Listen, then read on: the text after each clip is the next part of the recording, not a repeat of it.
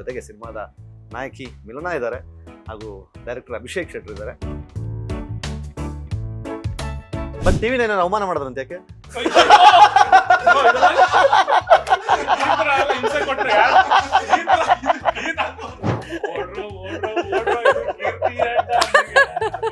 First ಅನುಮಾನ, ಆಮೇಲೆ ಅವಮಾನ, ಆಮೇಲೆ ಸನ್ಮಾನ, ಆಮೇಲೆ ಸ್ಮಶಾನ.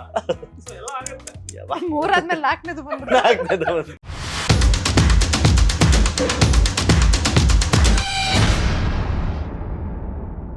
ನಮಸ್ಕಾರ. ಸ್ಪೀಡ್ ಪ್ಲಸ್ ಕರ್ನಾಟಕದ ವಿಶೇಷ ಸಂದರ್ಶನಕ್ಕೆ ಸ್ವಾಗತ. ನಾನು ನಿಮ್ಮ ಕೀರ್ತಿ. ಆರಾಮ್ ಅರವಿಂದ್ ಸ್ವಾಮಿ ಸಿನಿಮಾ ರಿಲೀಸ್ಗೆ ರೆಡಿ ಇದೆ. ಸೊ ಸಿನಿಮಾ ಬಗ್ಗೆ ಸಾಕಷ್ಟು ಹೈಪ್ ಕ್ರಿಯೇಟ್ ಆಗಿದೆ.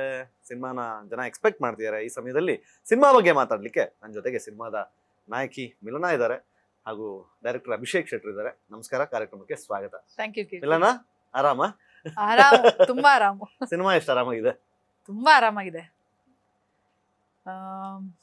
ಎಲ್ಲರೂ ಆರಾಮಾಗಿದ್ದಾರೆ, ಅದು ಮುಖ್ಯ. ಸಿನಿಮಾ ಆರಾಮಾಗಿರೋಕ್ಕಿಂತ ಸಿನಿಮಾ ಮಾಡಿರೋರೆಲ್ಲ ಆರಾಮಾಗಿದ್ದಾರೆ, ಎಸ್ಪೆಷಲಿ ನಿರ್ಮಾಪಕರು. ಹಂಗಾಗಿ ನಾವ್ ಆರಾಮಾಗಿದ್ದೀವಿ. ಹೌದಾ? ಅಂದ್ರೆ ಸಿನಿಮಾ ಕಂಪ್ಲೀಟ್ ಫಸ್ಟ್ ಕಾಪಿ ನೋಡಿದ್ಮೇಲೆ ಇನ್ನೂ ಆರಾಮಾಗಿದ್ದಾರೆ? ನೋಡಿದ್ಮೇಲೆ. ಹೌದು.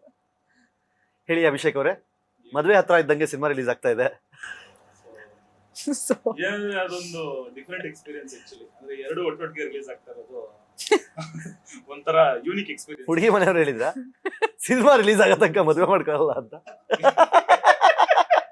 ಸೊ ಆತರ ಆಪ್ಷನ್ ಇರ್ಲಿಲ್ಲ ಆಕ್ಚುಲಿ.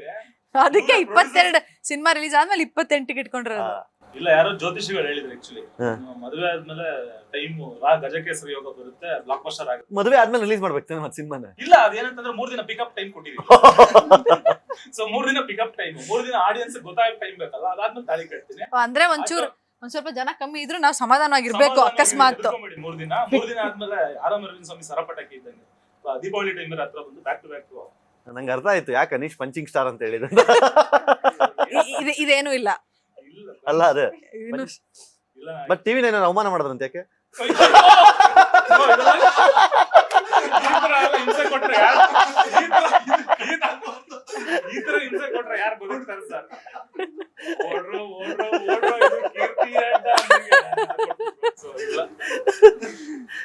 ಮನುಷ್ಯನ್ ಲೈಫ್ ಅಲ್ಲಿ ಬರೋದೇ 3 ಸ್ಟೇಜ್ ಆಕ್ಚುಲಿ.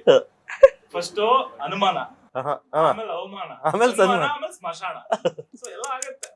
ಮೂರಾದ್ಮೇಲೆ ನಾಲ್ಕನೇದು ಬಂದ್ಬಿಟ್ಟು 3 ಸ್ಕಿಪ್ ಆಗದೆ 4ನೇದು ಬಂದ್ರೆ ಕಷ್ಟ ಅಷ್ಟೇ, ಡೈರೆಕ್ಟ್ ಸ್ಮಶಾನ. ಸೊ ಸಿನಿಮಾ ಹುಟ್ಟಿದ್ ಹೆಂಗೆ? ಸಿನಿಮಾಗೆ ಇವರೇ ಫಿಟ್ ಆಗಿದ್ ಹೆಂಗೆ? ಸಿನಿಮಾ ಹುಟ್ಟಿದ್ ಆಕ್ಚುಲಿ ಏನು ಅಂತಂದ್ರೆ ನನ್ನ ಒಂದು ಕ್ಯಾರೆಕ್ಟರ್ ಇಂದಾನೆ ಸೃಷ್ಟಿಯಾಗಿದೆ ಆಕ್ಚುಲಿ. ಮೊದಲನೇದಾಗಿ ಇದನ್ನ ನಾನೇ ಮಾಡೋಣ ಅಂತ ಅನ್ಕೊಂಡೆ ಸಿನಿಮಾನ. ಸೊ ಅನೀಶ್ ಅವ್ರು ಲಾಕ್ ಮಾಡ್ಕೊಂಡ್ರು. ಸೊ ಕತೆ ಹುಟ್ಟಿದ್ ಬಂದೇನು ಅಂತಂದ್ರೆ ಇವ್ರು ಇಷ್ಟೆಲ್ಲ ಹೇಳ್ತಾ ಇದಾರೆ, ಅಲ್ಲಿ ಪ್ರೊಡ್ಯೂಸರ್ ಕೂತ್ಕೊಂಡು ನನ್ನಿಂದ ಹುಟ್ಟಿದ್ದು. ಸೊ ಏನಂತಂದ್ರೆ ಅದೇ ಕತೆ ಸೃಷ್ಟಿಯಾಗಿದ್ ಬಂದೇನು ಅಂತಂದ್ರೆ ಬೇಸಿಕಲಿ ನನ್ಗೆ ಎಲ್ರು ಕೇಳ್ತಾರೆ, ಎಲ್ರು ನಿಮ್ಮನ್ನು ಕೇಳ್ತಾ ಇರ್ತಾರೆ, ಏನ್ ಆರಾಮ ಫಸ್ಟ್ ಪದ ಬರುತ್ತೆ, ಹೆಂಗಿದೀರಾ, ಚೆನ್ನಾಗಿದ್ದೀರಾ, ಊಟ ಆಯ್ತಾ, ಇದನ್ನ ಪ್ರತಿಯೊಂದು ಮನುಷ್ಯ ಕೇಳ್ತಾನೆ ಒಬ್ಬನಿಗೆ. ಸೊ ನನಗೆ ಯಾವಾಗ್ಲೂ ಯಾರು ಆರಾಮ ಅಂತ ಕೇಳಿದ್ರೆ ಸಿಟ್ಟು ಬರುತ್ತೆ. ತಿಂಗಳಾದ್ರೆ EMI ಕಟ್ಬೇಕು, ಲೋನ್ ಕಟ್ಬೇಕು, ಸಾಲ ಕಟ್ಬೇಕು, ಆರಾಮ ಇಲ್ಲ ಕಷ್ಟದಲ್ಲಿ ಹೆಲ್ಪ್ ಮಾಡ್ತೀರಾ ಅಂತ ಕೇಳಕ್ ಶುರು ಮಾಡಿದೆ ಒಂದಿಷ್ಟು ಜನಕ್ಕೆ. ಅದ್ ಹೆಂಗೋ ಆಗತ್ತೆ, ಸುಮ್ನೆ ಕೇಳ್ಬೇಕಲ್ಲ ಅಂತ ಕೇಳೋದು ಅಂತಂದ್ರು. ಊಟ ಆಯ್ತಾ ಅಂತ ಮಧ್ಯಾಹ್ನ ಟೈಮ್ಗೆ ಕೇಳ್ತಾರೆ, ಇಲ್ಲ ಕೊಡಿಸ್ತೀರಾ ಅಂದ್ರೆ ಯಾರು ಕೊಡಿಸ್ತಾರೆ. ಸೊ ಏನಂತ ಅನ್ಸ್ತು ಗುರು, ಮನುಷ್ಯ ಬಾಯಲ್ಲೊಂದು ಮನ್ಸಲ್ಲೊಂದು. ಸೊ ಎಲ್ಲಾನು ಇಲ್ಲಿ ನಾಟಕವಾಗಿ ನಡೀತಾ ಇದೆಯಲ್ಲ ಗುರು. ನಾನು ಕೀರ್ತಿ ಅವ್ರು ನೋಡಿದ್ರೆ ಆರಾಮ್ ಅನ್ಕೊಂತೀನಿ, ನನ್ನ ನೋಡಿದ್ರೆ ಅವರ ಆರಾಮ್ ಅನ್ಕೊಂತೀನಿ, ಅನ್ಕೊಂತಿರೋ ಎಲ್ಲ ಗೊತ್ತಿಲ್ಲ, ಹೇಳ್ತಾ ಇದೀನಿ ಕ್ಯಾಶುವಲ್ ಆಗಿ. ಮಿಲನ್ ಅವ್ರ ಲೈಫ್ ಆರಾಮ. ಅಲ್ಲ ಇವಾಗ ಆರಾಮೇ, 28 ಮೇಲೆ ಇರಲ್ಲ ಅಷ್ಟೇ. ಸೊ ಅದೇನಂತಂದ್ರೆ ನಿಮ್ಗೆ ಬಹಳ ಅನುಭವ ಇದೆ, ಬಹಳ ಇದೆ.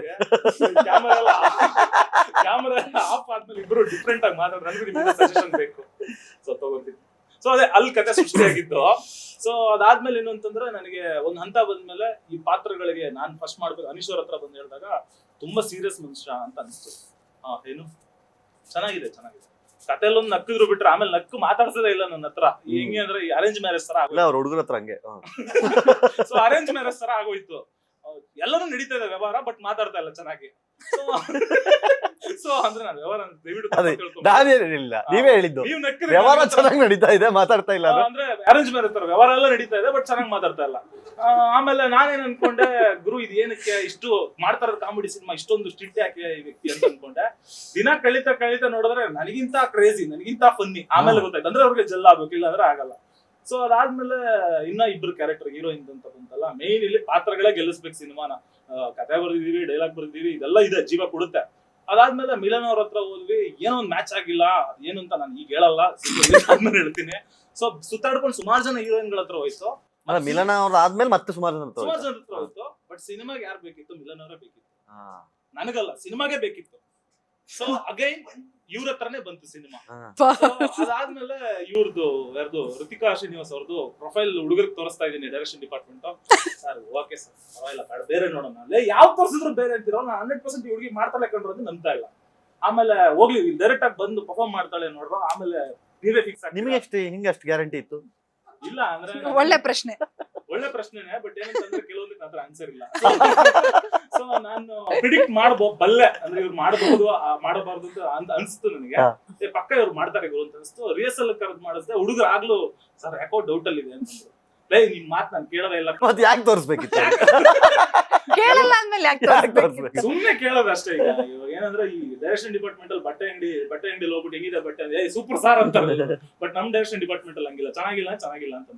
ಸೊ ನನಗೆ ಆಮೇಲೆ ಯೋಚನೆ ಬಂತು, ಇಲ್ಲ ಮಾಡಿಸ್ಬೋದು ಅಂತ ಅನಿಸ್ತು. ಫುಲ್ ಫಸ್ಟ್ ಕಾಪಿ ನೋಡಿದ್ಮೇಲೆ ಈ 3 ಪಾತ್ರಗಳೇ ಹೆವಿ ಹೈಲೈಟ್. ಸೊ 3 ಸೆಲೆಕ್ಷನ್ ಬಗ್ಗೆ ಇದೆ. ಸೊ ಕತೆ ಹಂಗ್ ಉಟ್ಕೋತು, ಪಾತ್ರಗಳು ಹಿಂಗ್ ಉಟ್ಕೋತು. ಆಮೇಲೆ ಹೇಳಿ ಸಿನಿಮಾ ಬಗ್ಗೆ ಏನಾರು ಉಳಿಸಿದ್ರು ಅವರು? ಏನು ಇಲ್ಲಿಗೆ ಕಾರ್ಯಕ್ರಮ ಮುಕ್ತಾಯ ಆಯ್ತು. Speed Plus Karnataka.